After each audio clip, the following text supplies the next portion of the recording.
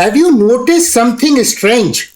The S&P 500 has continued to move higher. Europe is also showing its strength. China has rallied for 5 straight weeks. But at the same time, the Federal Reserve is still worried about inflation. Long-term bond yields are near their highest level since 2007 and investors are still in the fear zone. So why are the stock markets refusing to fall? Is this a beginning of another powerful rally? Or are investors ignoring something serious? Warning signs. Today we will answer that question using one simple principle: price action, not predictions. And after looking at the global picture, we will perform a complete technical analysis of S&P 500 and Nasdaq 100 to understand what the charts are actually telling us. Let's begin. Before analyzing the charts, let us quickly understand what happened around the world this week. The US market remained broadly positive. The S&P 500 gained 1.05%, while the Nasdaq 100 added another 0.52%. The Dow Jones Industrial Average Index also finished higher by 1.04%. However, the Russell 2000 that represents the small cap companies slipped by 0.43%. This tells us that investors are still favoring large established company in place of taking higher risk in small cap stock. That is generally a sign of cautious optimism rather than excessive euphoria. Europe also had an impressive week. UK's FTSE 100 advanced 1.23%.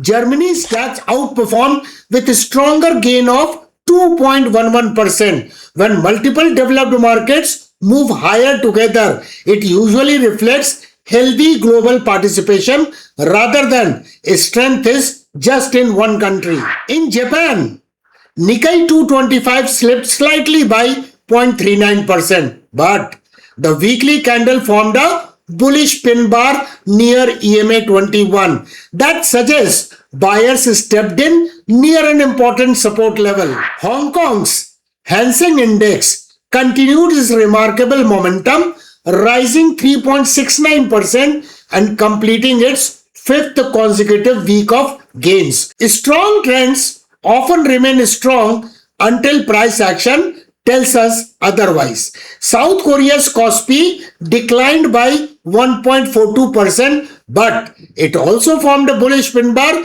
near EMA 55. Once again, buyers stepped near the technical support level. Overall, global markets remained surprisingly resilient. Now let us look at the investor psychology. The fear and greed index currently stands at 42. Which is still inside the fear zone. Think about that for a moment. Markets are moving higher, yet investors are still nervous. Interestingly, many strong bull markets actually climb what professionals call the wall of worry. When everybody is already optimistic, there are often few buyers left. But when a fear still exists, markets sometimes continue to surprise on the upside. Let us now check the VIX, the volatility index, often called the market's fear gauge. The VIX declined sharply this week to around 16, well below its historical warning zone. Lower volatility generally indicates that investors are becoming more comfortable taking risk. Although no single indicator should ever be used in isolation, falling VIX often provides a supportive environment for equities. Let us now understand the major macro events that influence the markets this week. First, the Federal Reserve. The Fed decided to keep the interest rate unchanged. However, 3 members voted in favor of another rate hike. This tells us that inflation remains a concern inside the Federal Reserve itself. The battle against inflation is clearly not over. Next comes economic growth. The US economy expanded by only 1.5% during the second quarter. At the same time, core inflation remained elevated at 3.3%. In simple words, growth is slowing, but inflation is still higher than Fed wanted. And that certainly creates a very difficult balancing act for policymakers. Another important development came from the bond market. The 30-year US Treasury yield remained closer to highest level since 2007. Higher bond yields increase the borrowing cost for businesses and consumers. They also make bonds more attractive compared to stocks. Normally, that creates a pressure on equity markets. Yet, despite of these challenges, stock markets continued moving higher. That is exactly why we should always trust price action more than headlines. So, let's move to the charts for price action. This is the weekly price chart of S&P 500 index. Look closely at the current week's candle. What does it look? That bears tried to push down the price and there is a large lower shadow, but the price finally recovers because bulls stepped in. It made a low of 7,313.92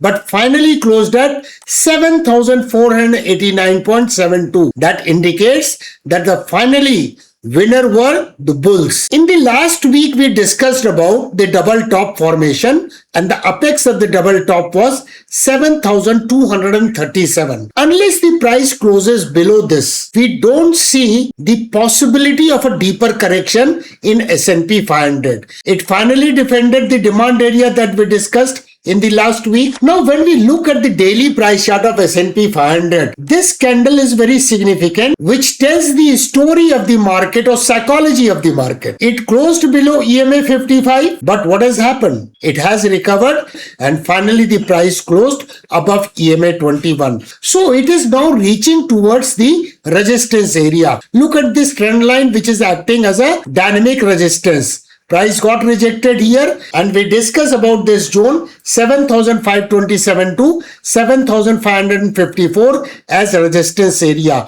So we have to closely watch in the next coming week whether it breaks out of the resistance or the immediate supply area. When we look at the RSI indicator, just look at the level of this candle versus this candle. So this candle is higher than this candle. Look at now RSI. This level is higher than this level. What does it indicate? It indicates that the price has lost its momentum, but the RSI lost bigger momentum. So it is a momentum discrepancy, which indicates that probably the possibility of a breakout is higher than the possibility of breakdown. Look at the MACD indicator. Clearly diminishing momentum can be seen because size of the histogram is reducing since last 2 days. Now this is the weekly price chart of Nasdaq 100. Here too we can see there was a massive lower shadow in the current candle. What does it indicate? It made a low of 27,176 but finally recovered to close at 28,274.2. That means here too the bulls stepped in and defended the support of EMA 21. We can see the pierce through action of EMA 21 and thus we discussed about prior impulsive wave and retracement level of 38.2% retracement level, and that is how we define the demand zone 26,800 to 27,400 that gets defended this week by the price action. Now we are referring to the daily price chart of Nasdaq 100.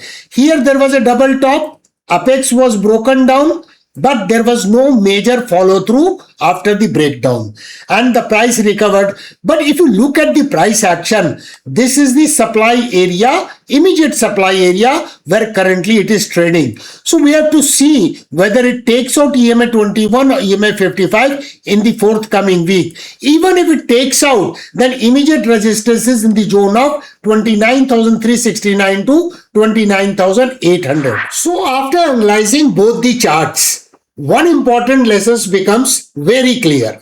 Markets do not move because of the opinions. Markets move because of the buyers and sellers. As long as price continues to respecting important support levels and the primary trend remains intact, the benefit of doubt stays with the bulls. However, if those support levels are broken down decisively, we must be ready to change our view. Successful investing is not about proving ourselves right. It is about responding correctly when the market conditions change. That is exactly why disciplined investors follow rules, not emotions. Always remember, market does not reward opinions. It rewards disciplined decisions.